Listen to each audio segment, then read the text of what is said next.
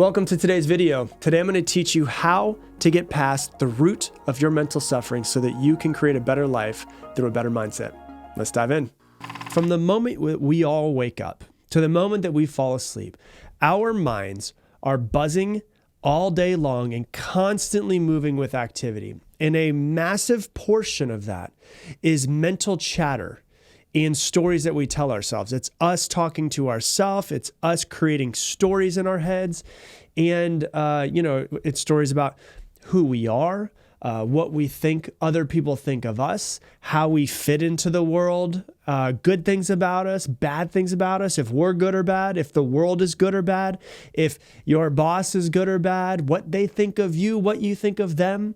And there's these entire stories and storylands that are basically being built in our minds all day long.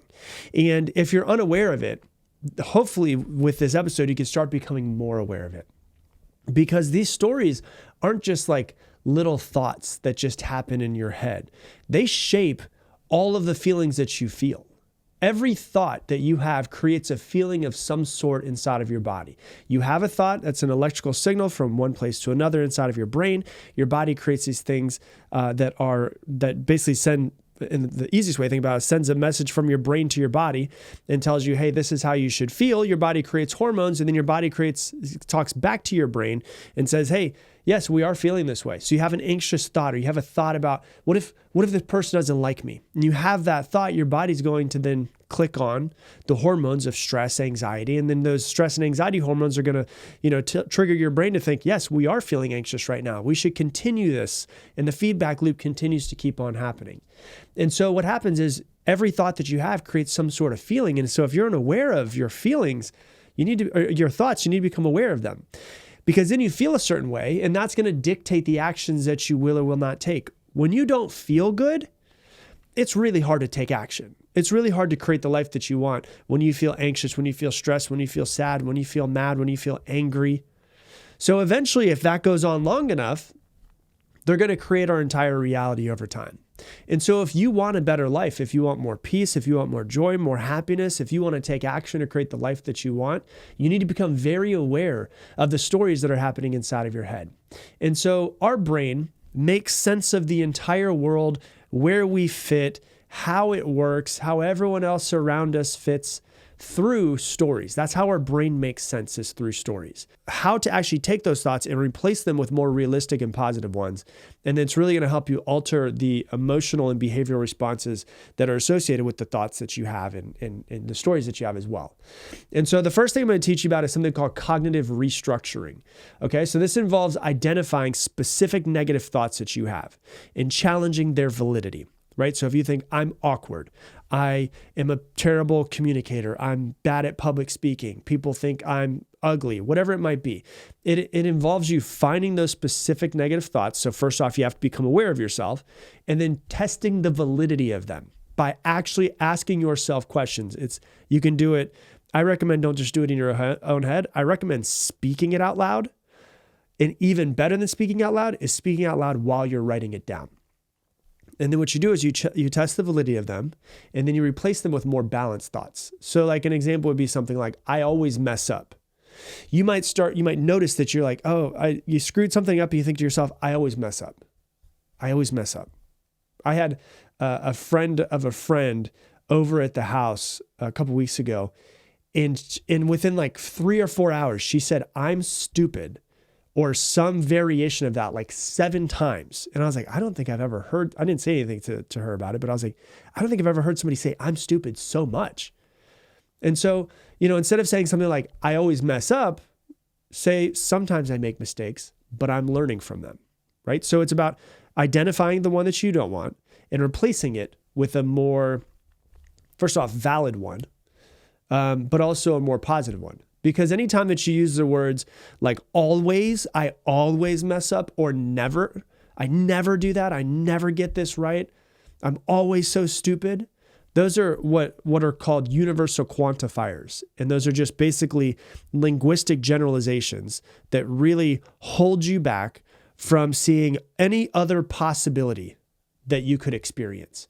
And so when you look at almost and never, that's basically you putting yourself inside of like a mental prison. There, in your mind, there is no other option. There is no way out if you are just always or never. Because if you think about it, always and never almost never happen. It's very rare that something is an absolute. And so you can start to test the validity of that. Am I always this way? Do I always mess up? No, not always. Then the other thing that you can do is you can actually start to test the beliefs that are underlying the narratives. And so if, you believe if I speak up, everyone's going to laugh at me, then you want to test that. If I speak up, everyone's going to laugh at me. You got to go, fuck it, I got to go. And you've got to be able to just get yourself to go, I'm going to speak up and speak up.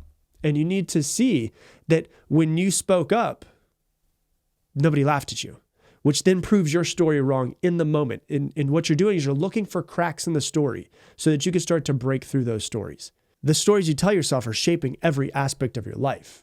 It's influencing how you feel, how you think, how you act, how you interact with the world, people around you. And when you start to change those stories through cognitive behavioral therapy and other forms of therapy that I share with you, the storytelling, the third person, all of that, you can really start to shift the narratives. And it doesn't happen right away, but if you do it over and over and over and you keep testing the validity of your thoughts, you'll realize those thoughts start to change because your brain starts to understand that isn't true. And your brain doesn't want to hold on to something that is a complete lie. So that's what I got for you for today's episode. If you love this episode, please share it on your Instagram stories and tag me at Rob Dial Jr. Also, listen real quickly. If you love this podcast, I'm super excited to announce, you may have heard in the past couple episodes, I'm about to launch Mindset Mentor Plus, which is a way to fully integrate every single episode in your life. I've been working really hard on helping and creating this whole platform where you can integrate every single episode into your life. And so every single episode is going to come with detailed worksheets, thought-provoking journaling questions and prompts, targeted assignments so that you can take the episodes and not just listen to them passively, but actually integrate them into your life with assignments.